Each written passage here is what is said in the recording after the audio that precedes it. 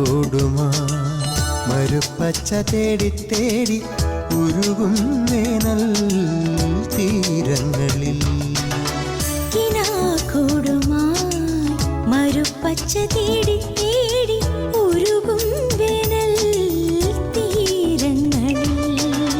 തളരുന്ന നേരം കരുത്തേകുവാൻ ആദയമായി പൊഴിയും ദൈവസ്നേഹത്തിൻ ജീവാമൃതം.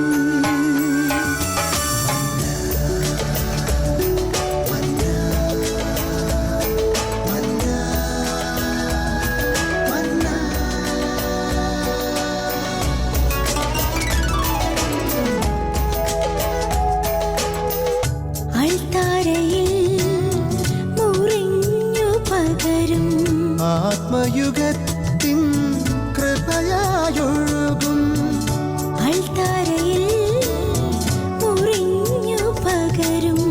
ആത്മയുഗത്തിൻ കൃപയായൊഴുകും വിശ്വസ്നേഹത്തിൻ ദൈവാമൃതം.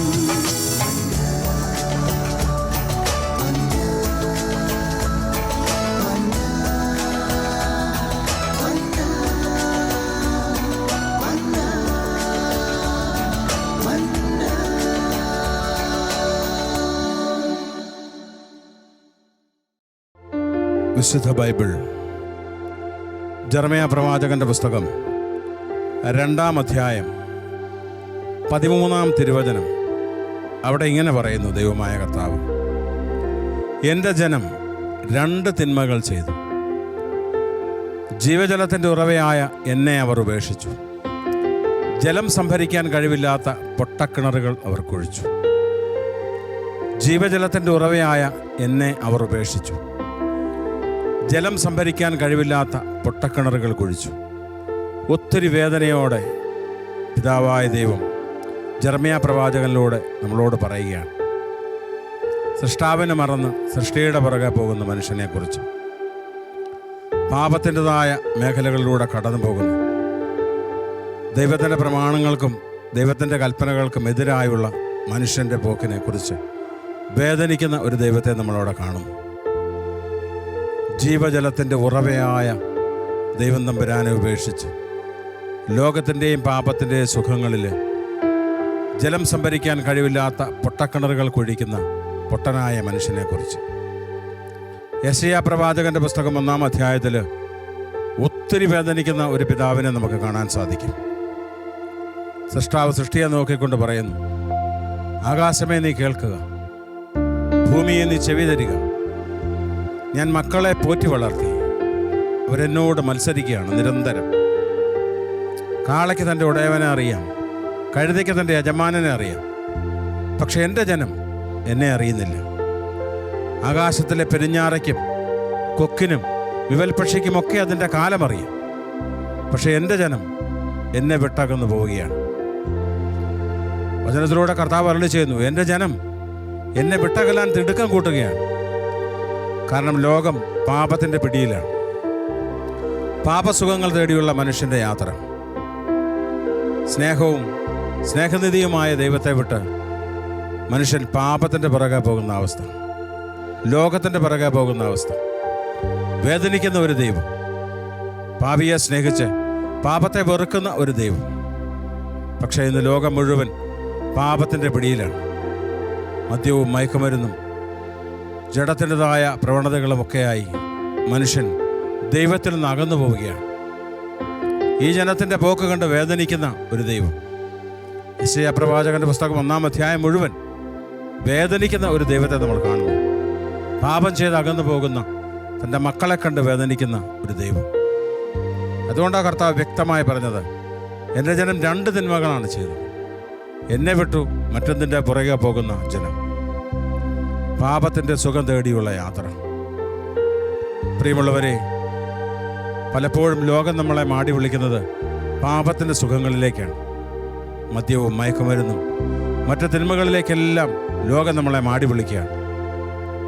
ഇവിടെ പാപത്തിന് മരിച്ച് ലോകത്തിന് മരിച്ച് ദൈവത്തോടു കൂടെ ആയിരിക്കണമെങ്കിൽ നമുക്കൊരുപാട് കൃപകൾ വേണം, പ്രാർത്ഥന വേണം. നമുക്കറിയാം, ലോകം മുഴുവൻ തിന്മയുടെ പിടിയിലാണ്. അതുകണ്ട് വേദനിക്കുന്ന ഒരു ദൈവത്തെ നമ്മൾ ബൈബിളിൽ കാണുകയാണ്. ഒത്തിരി വേദനയോടെയാണ് യെശയ്യാ പ്രവാചകനോട് പറയുന്നത്, ആകാശമേ നീ കേൾക്കുക, ഭൂമിയെ നീ ചെവി തരിക. ഞാൻ സൃഷ്ടിച്ച എൻ്റെ ഈ കുഞ്ഞുങ്ങൾ എന്നെ അറിയാതെ വഴിതെറ്റിപ്പോകും.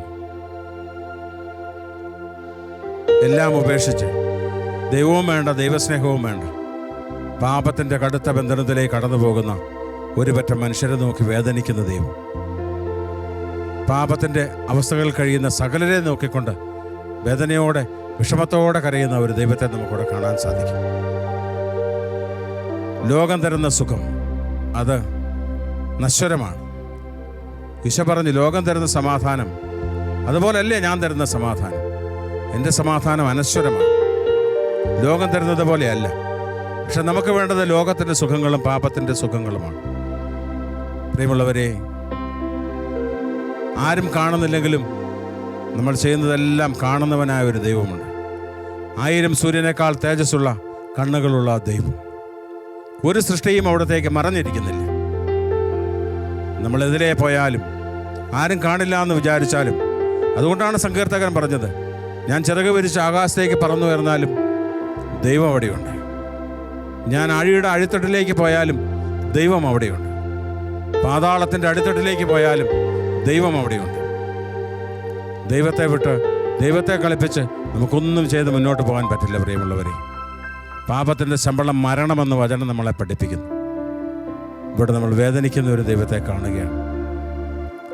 യെശയ്യാ പ്രവാചകന്റെ പുസ്തകത്തിലെ 1-ാം അധ്യായം. നമുക്ക് ഈ ഗാനത്തിൻ്റെ ഇരടുകളിലൂടെ കടന്നു പോകുമ്പോൾ മനസ്സിലാകും ഒരു ദൈവത്തിൻ്റെ വേദന എന്താണ്, ഒരപ്പൻ്റെ വേദന എന്താണ് മക്കൾ പാപം ചെയ്ത് അകന്നു പോകുമ്പോൾ. നമുക്ക് ഈ ഗാനത്തിൻ്റെ ഇരടുകളിലൂടെ ഒന്ന് കടന്നു പോകാം. നമ്മൾ ഒരുപാട് പ്രാവശ്യം കേട്ട് തഴമ്പിച്ച ഒരു ഗാനമാണ്. എങ്കിലും ഇതിൽ ദൈവത്തിൻ്റെ ഒരു വേദനയുണ്ട്.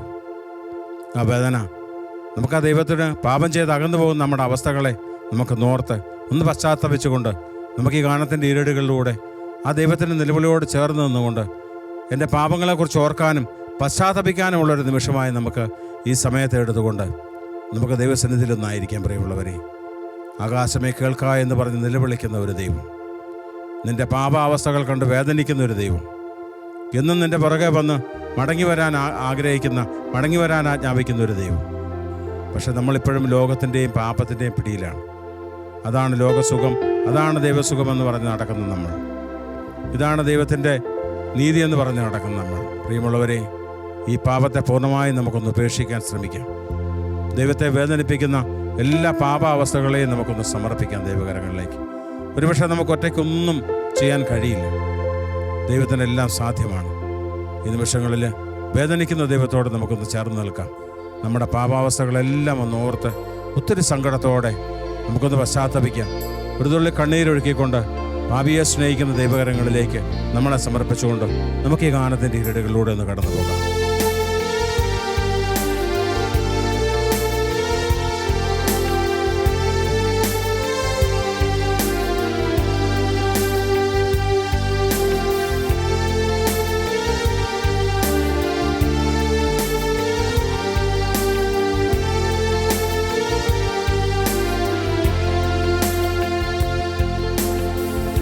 ആകാശമേ കേൾക്കാം, ഭൂമിയെ ചെവി തരിക. ഞാൻ മക്കളെ പോറ്റി വളർത്തി, അവർ എന്നോട് മത്സരിക്കുന്നു. ആകാശമേ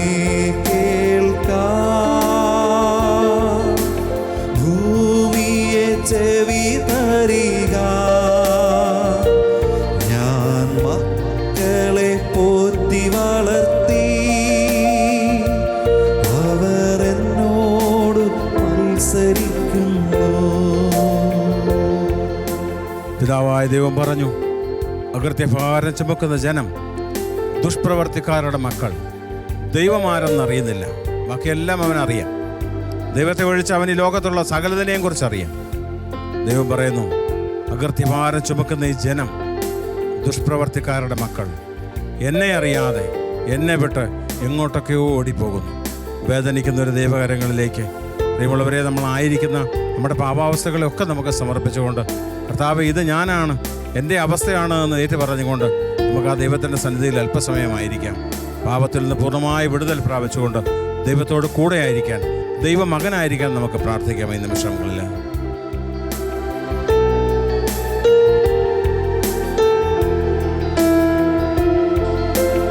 അകൃത്യഭാരം ചുമക്കും ജനം, ദുഷ്പ്രവർത്തിക്കാരുടെ മക്കൾ, വഷളായി നടക്കുന്നവർ ദൈവമാരെന്നറിയുന്നില്ല. ആകാശമേ കേൾക്കാം, ഭൂമിയെ ചെവി തരിക. ഞാൻ മക്കളെ പോറ്റി വളർത്തി, അവർ എന്നോട് മത്സരിക്കുന്നു. കാള തൻ്റെ ഉടയവനെ അറിയുന്നു, കഴുത യജമാനനെയും അറിയുന്നു. പക്ഷേ എൻ്റെ ജനം ഇതൊന്നും അറിയുന്നില്ല. ഒരു വിവരമില്ലാത്ത കാളയ്ക്കും കഴുതയ്ക്കുമൊക്കെ അതിൻ്റെ യജമാനനെയും പുൽത്തൊട്ടിയും ഒക്കെ അറിയാം. എല്ലാ വിവരവും ബുദ്ധിയുമുള്ള ജനം തൻ്റെ സൃഷ്ടാവിനെ മറന്ന് സൃഷ്ടികളുടെ പുറകെ ഓടുകയാണ്. ഒത്തിരി വേദനിക്കുന്ന ഒരു ദൈവം. നമ്മൾ ഏതവസ്ഥയിലാണ് ഈ നിമിഷങ്ങളിൽ നമ്മൾ ചിന്തിക്കണം. ദൈവത്തെ മറന്നിട്ടുള്ള ഓട്ടമാണെങ്കിൽ നമുക്കധിക ദൂരം ഓടാൻ കഴിയില്ല. കാരണം പാപത്തിൻ്റെ ശമ്പളം മരണമെന്ന് വചനം നമ്മളെ പഠിപ്പിക്കുന്നു. അതുകൊണ്ട് ആയിരിക്കുന്ന അവസ്ഥകളെ ദൈവകരങ്ങളിലേക്ക് സമർപ്പിക്കാം. കാളയ്ക്കും കഴുതയ്ക്കും തൻ്റെ യജമാനെയും പുൽത്തൊട്ടിയും അറിയാമെങ്കിൽ നമ്മൾ ദൈവത്തെ അറിയണം, അറിഞ്ഞേ മതിയാവും. പാപത്തിൽ നിന്ന് പൂർണ്ണമായ ഒരു വിടുതൽ പ്രാപിച്ചുകൊണ്ട് ഈശോയോട് കൂടെയായിരിക്കാൻ, ദൈവത്തോടു കൂടി ആയിരിക്കാൻ നമുക്ക് ആഗ്രഹിക്കാം. പാപിയെ സ്നേഹിച്ച് പാപത്തെ വെറുക്കുന്ന ദൈവം, ആ ദൈവകരങ്ങളിലേക്ക് നമുക്ക് നമ്മുടെ അവസ്ഥയൊന്ന് സമർപ്പിക്കാം. ഏതൊക്കെ പാപത്തിൻ്റെ അടിമയിലാണോ അതൊക്കെ ദൈവകരങ്ങളിലേക്ക് ഒന്ന് സമർപ്പിക്കാം. പ്രിയമുള്ളവരെ, നമ്മളെ കൊണ്ടൊന്നും ചെയ്യാൻ നമുക്ക് കഴിയില്ല. അതുകൊണ്ട് ദൈവകരങ്ങളിലേക്ക് ഏൽപ്പിച്ചു കൊടുത്തുകൊണ്ട് സൃഷ്ടാവിനെ അറിയുന്ന ഒരു സൃഷ്ടിയായി തീരാൻ നമുക്ക് ഈ ഗാനത്തിൻ്റെ ഇരടുകളിലൂടെ ഒന്ന് കടന്നു പോകാം. കാളയ്ക്കും കഴുതയ്ക്കും യജമാനെ അറിയാമെങ്കിൽ നമ്മൾ സൃഷ്ടാവിനെ അറിയണം, അറിഞ്ഞേ മതിയാവും. അതുകൊണ്ട് നമുക്ക് ഈ ഗാനത്തിലൂടെ കടന്ന് ആ ദൈവസ്നേഹം ഒന്ന് അനുഭവിച്ച് പാപത്തെ ഒന്ന് വെറുത്ത് നമുക്ക് കടന്നു പോകാം.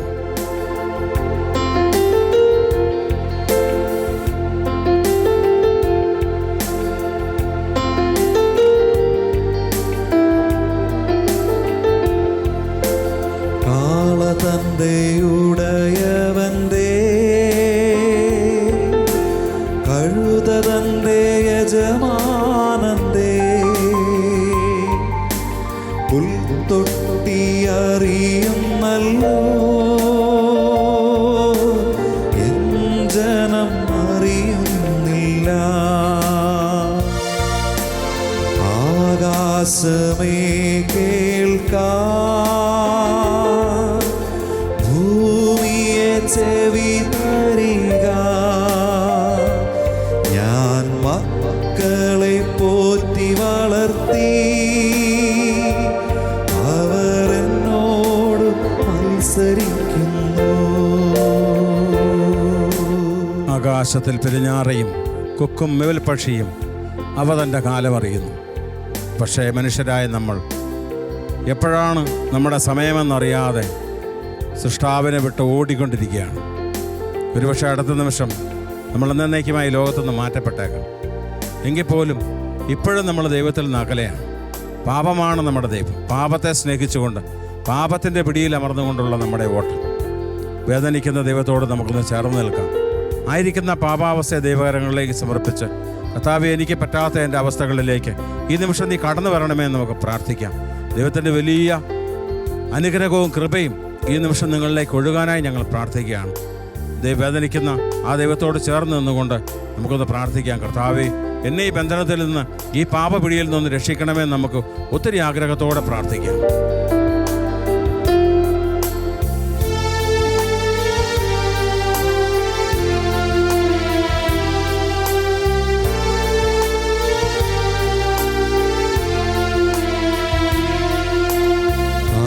ആകാശത്തിൻ പെരിഞ്ഞാറയും പൊക്കും നീവൽ പക്ഷിയും അവർ തൻ്റെ കാലമറിയും. ജനം അറിയുന്നില്ല. ആകാശമേ കേൾക്കാം, ഭൂമിയെ ചെവി തരിക. ഞാൻ മക്കളെ പോറ്റി വളർത്തി, അവരെന്നോട് മത്സരിക്കുന്നു. ആകാശമേ കേൾക്കാം, ഭൂമിയെ ചെവി തരിക. ഞാൻ മക്കളെ പോറ്റി വളർത്തി, അവരെന്നോട് മത്സരിക്കുന്നു.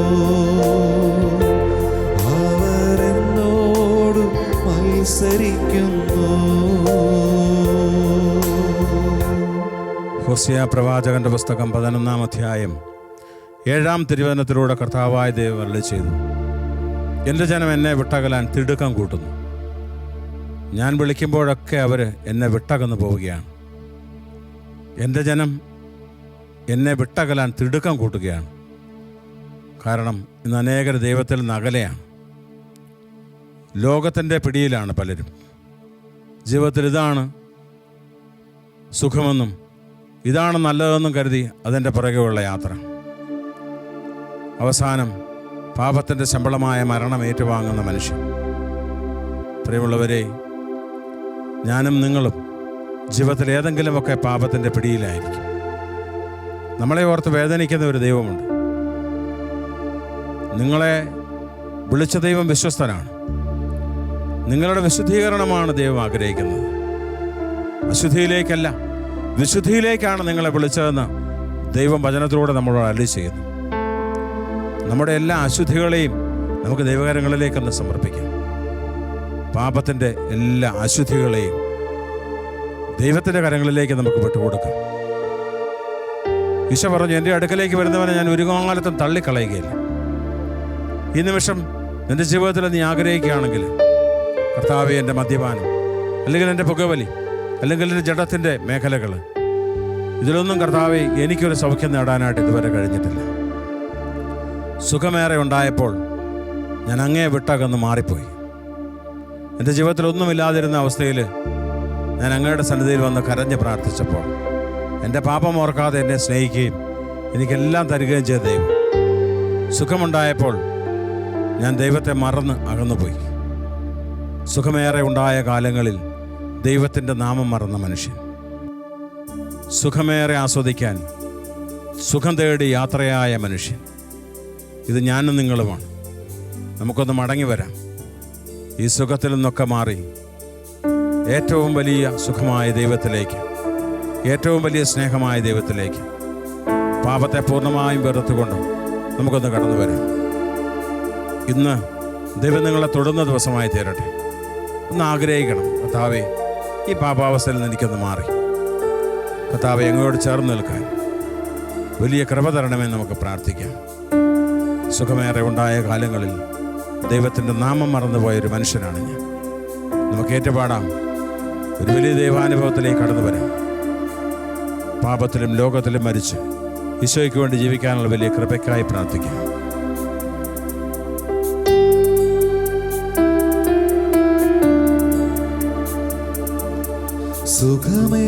സുഖമേറെയുണ്ടായ കാലങ്ങളിൽ ദൈവത്തിൻ നാമം മറന്നു.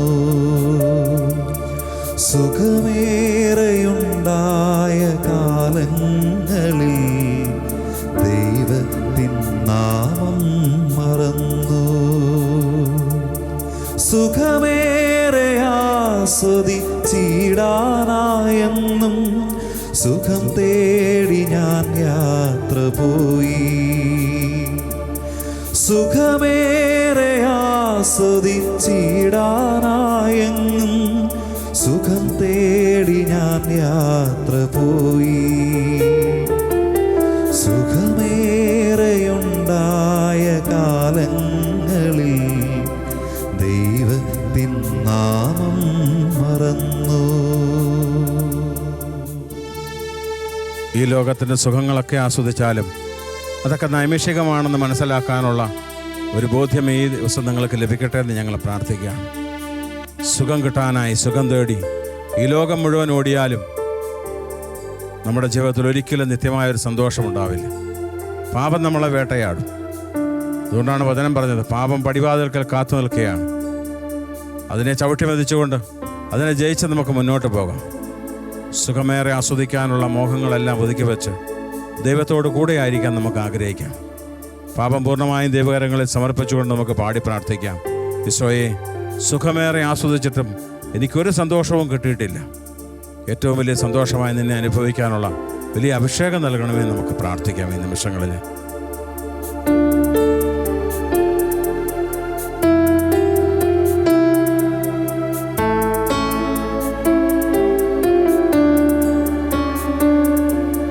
സുഖമേറെ ആസ്വദിച്ചിട്ടും എന്നിൽ സന്തോഷമില്ലാതെയായി.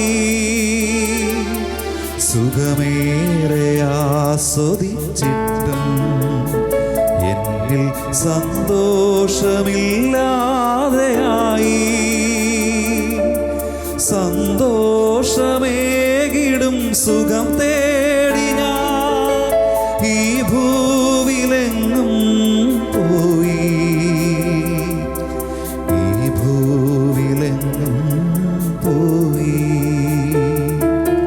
സുഖമേറെയുണ്ടായ കാലങ്ങളിൽ ദൈവത്തിൻ നാമം മറന്നു. ഈ സുഖമെല്ലാം തേടിയിട്ടും കർത്താവേ, എനിക്കൊരു മനഃശാന്തിയും ലഭിച്ചിട്ടില്ല. ഇതാ ഞാൻ മനഃശാന്തി തേടി അങ്ങയുടെ സന്നിധിയിലേക്ക് വരികയാണ്. പക്ഷേ എൻ്റെ എല്ലാ പാപഭാരങ്ങളും ഞാൻ അങ്ങയുടെ കരങ്ങളിലേക്ക് സമർപ്പിക്കാം. ഈ ലോകവും ലോകസുഖങ്ങളും കർത്താവെ എന്നെ അങ്ങയിൽ നിന്ന് അകറ്റുകയല്ലാതെ ഒരിക്കൽ പോലും അങ്ങയോട് അടുപ്പിച്ചിട്ടില്ല. ഈശോയെ, പൂർണ്ണമായും ഈ നിമിഷങ്ങളിൽ ഈ മക്കളെല്ലാം സമർപ്പിച്ച് ഞങ്ങൾ പ്രാർത്ഥിക്കുന്നു.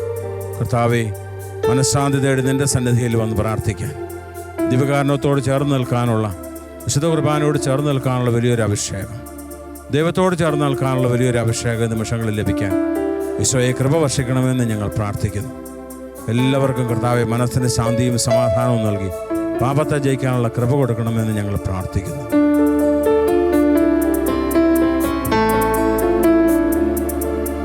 സുഖമേറെ തേടി ഞാൻ പോയി. എൻ്റെ മനഃശാന്തി എങ്ങോ പോയി. സുഖമേറെ തേടി ഞാൻ പോയി. എൻ്റെ മനഃശാന്തി എങ്ങോ പോയി. മനഃശാന്തി തേടി നിൻ തിരുസന്നിധേ അണയുന്നു നാഥാ ഞാനും. അണയുന്നു നാഥാ ഞാനും. സുഖമേറെയുണ്ടായ കാലങ്ങളിൽ ദൈവത്തിൻ നാമം മറന്നു. സുഖമേറെ ആസ്വദിച്ചിടാനായെന്നും സുഖം തേടി ഞാൻ യാത്ര പോയി. സുഖമേറെ ആസ്വദിച്ചിടാനായെന്നും സുഖം തേടി ഞാൻ യാത്ര പോയി. സുഖം തേടി ഞാൻ യാത്ര പോയി.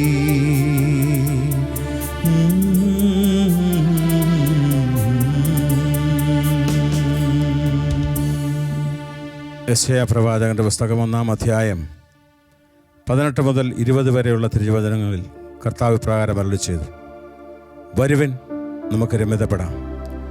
നിന്റെ പാപം കടും ചുവപ്പാണെങ്കിലും അത് ഹിമം പോലെ വെളുപ്പിക്കാം, രക്തവർണ്ണമെങ്കിലും കമ്പിളി പോലെ വെളുപ്പിക്കാം. പ്രിയമുള്ളവരെ, കുമ്പസാരക്കൂട്ടിൽ നിന്നെയും നോക്കിയിരിക്കുന്ന ഒരു ദൈവമുണ്ട്. അവിടെ നിനക്ക് നിൻ്റെ പാപങ്ങൾ ഇറക്കി വയ്ക്കാം. വൈദികനിലൂടെ ദൈവം നൽകുന്ന വലിയ പാപമോചനം നിനക്ക് സ്വീകരിക്കാം. ദൈവത്തിൽ നകന്ന്, പള്ളിയിൽ നകന്ന്, വിശ്വാസത്തിൽ നകന്നു പോയെങ്കിൽ വീണ്ടും മടങ്ങി വരാനുള്ള അവസരം നമുക്ക് ഇവിടെയുണ്ട്. കുമ്പസാരക്കൂട്ടിൽ നിന്നെ നോക്കിയിരിക്കുന്ന ഒരു ദൈവമുണ്ട്. വരുവിൻ, നമുക്ക് രമ്യതപ്പെടാം. പ്രിയമുള്ളവരെ, ഏതവസ്ഥയിലായിരുന്നാലും നമുക്കൊരു തീരുമാനമെടുക്കാം. ഒരു നല്ല കുമ്പസാരം, ദൈവത്തോട് പാപങ്ങൾ ഏറ്റുപറഞ്ഞ് പാപപ്രതി സ്വീകരിച്ച് നിന്റെ പാപങ്ങൾ, രക്തവർണ്ണമായ പാപങ്ങൾ മഞ്ഞ പോലെ വെളുപ്പിച്ച് ദൈവത്തോട് കൂടെയായിരിക്കാനുള്ള അഭിഷേകത്തിനായി ഈ നിമിഷം ഈ വചനത്തോട് ചേർത്ത് ഈ ശുശ്രൂഷ കേട്ടുകൊണ്ടിരിക്കുന്ന എല്ലാവരെയും ഞങ്ങൾ സമർപ്പിക്കുകയാണ്. നമുക്ക് നല്ല തീരുമാനങ്ങൾ എടുക്കാം. ഏറ്റവും അടുത്ത ദിവസം ഒരു നല്ല കുമ്പസാരം നടത്തി ഈശോയോട്, ദൈവത്തോട്, സ്വർഗത്തോട് രമ്യതപ്പെടാനുള്ള വലിയ അഭിഷേകം നിങ്ങൾക്കേവർക്കും നൽകട്ടെ എന്ന് ഞങ്ങൾ പ്രാർത്ഥിക്കുകയാണ്. ഹബക്കുക്ക് പ്രവാചകന്റെ പുസ്തകം 1-ാം അധ്യായം 5-ാം തിരുവചനം: പറഞ്ഞാൽ വിശ്വസിക്കാനാവാത്ത ഒരു മഹാ അത്ഭുതം ഞാൻ നിങ്ങളുടെ ജീവിതത്തിൽ ചെയ്യാൻ പോവുകയാണ്. കുമ്പസാരക്കൂട്ടിലേക്ക് നമുക്ക് കടന്നുചെല്ലാം. നിന്റെ ജീവിതത്തിൽ പറഞ്ഞാൽ വിശ്വസിക്കാനാവാത്ത അത്ഭുതം ദൈവം ചെയ്യും. കുമ്പസാരക്കൂട്ടിലെ ദൈവസന്നിധിയിലേക്ക് കടന്നു ചെന്ന് ദൈവവുമായി നമുക്ക് രമ്യതപ്പെടാം. പുതിയൊരു ജീവിതം നമുക്ക് കെട്ടിപ്പടുക്കാം ദൈവത്തോടൊപ്പം. അതിന് സ്വർഗത്തിലെ ദൈവം നിങ്ങളെ അനുഗ്രഹിക്കട്ടെ എന്ന് ഞങ്ങൾ പ്രാർത്ഥിക്കുന്നു. ഈശോ മിശിഹായ്ക്ക് സ്തുതിയായിരിക്കട്ടെ. കുരിശ് രക്ഷയുടെ അടയാളമാണ്. സ്നേഹത്തിൻ്റെയും പങ്കുവെക്കലിൻ്റെയും മഹത്തായ അനുഭവം. ആ വലിയ രക്ഷയുടെ സാന്നിധ്യം നമ്മുടെ ജീവിതത്തെ സമ്പൂർണ്ണമാക്കട്ടെ. ഏവർക്കും ക്രിസ്തു സ്നേഹവും സമാധാനവും നേരുന്നു. പ്രാർത്ഥനയിൽ നമുക്ക് പരസ്പരം ഓർമ്മിക്കാം. നിങ്ങളുടെ അഭിപ്രായങ്ങളും നിർദ്ദേശങ്ങളും ഞങ്ങളെ അറിയിക്കാൻ മറക്കരുത്. eldroyvision.uae@gmail.com. വിശ്വസ്നേഹത്തിൻ്റെ അമൃതം